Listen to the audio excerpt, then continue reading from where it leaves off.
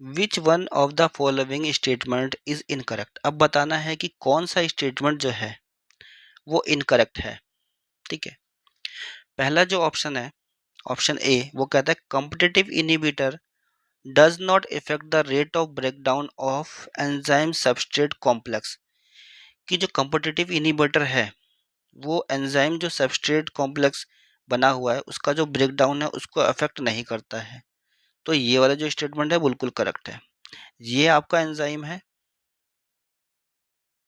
मान लीजिए ये आपका सबस्ट्रेट है, ये आकर के इसमें बैठ गया तो इसका ब्रेकडाउन होएगा। इनहिबिटर जो है मान लीजिए यहाँ पर है कोई, इनहिबिटर नहीं बैठ पाएगा अगर सबस्ट्रेट बैठ रहा है तो।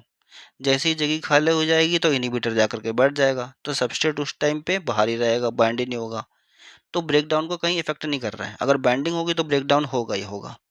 ठीक है, तो ये स्टेटमेंट जो है बिल्कुल करेक्ट है। नेक्स्ट जो है हमें रॉन्ग स्टेटमेंट देखना है। ठीक है, इनकरेक्ट स्टेटमेंट।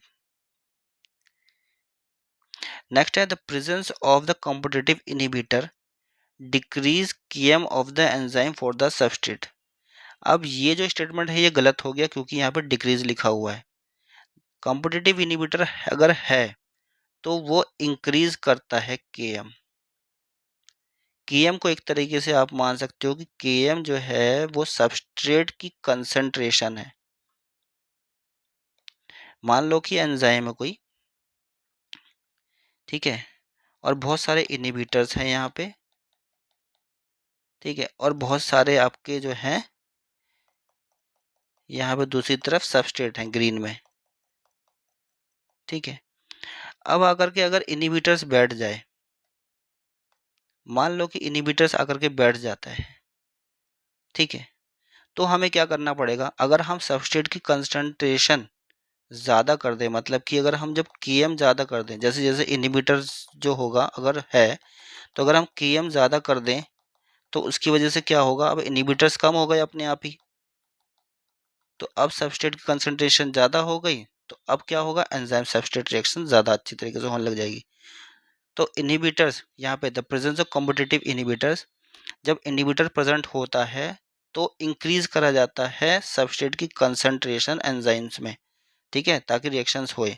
आप सबस्ट्रेट डालते चले जाओ, इनहिबिटर्स का अपने आप ही कम होता चला जाएगा इफेक्ट। ठीक है, इनहिबिटर्स का अपने आप ही कम होता चला जाएगा इफेक्ट। तो ये वाला स्टेटमेंट जो है वो राइट है, बी वाला। ठीक है, सॉरी गलत था, मतलब अब किया है मैंने राइट। तो ये गलत था स्टेटमेंट, इनकरेक्ट वाला पूछा था। बाकी भी हम देख लेते हैं। एक competitive inhibitor react reversibly with the enzyme. Competitive inhibitor bind होकर के हट भी सकता है, उसकी जगह एंजाइम आ जाएगा, फिर दोबारा से इनहिबिटर आकर के बैठ सकता है, तो बिल्कुल ठीक है। To form enzyme inhibitor complex, in enzyme inhibitor complex बना लेता है वो। तो ये स्टेटमेंट भी राइट है। इन कॉम्पिटिटिव इनहिबिटर्स, मतलब एक है इनकॉम्पिटिटिव inhibitors, the inhibitor molecules is not chemically changed by the enzyme। तो एंजाइम जो है इनकम्पिटिटिव इनहिबिटर को चेंज नहीं कर पाता है केमिकली। तो ये स्टेटमेंट भी बिल्कुल राइट है। तो रॉन्ग स्टेटमेंट पूछा था, तो रॉन्ग स्टेटमेंट कौन सा है, बी।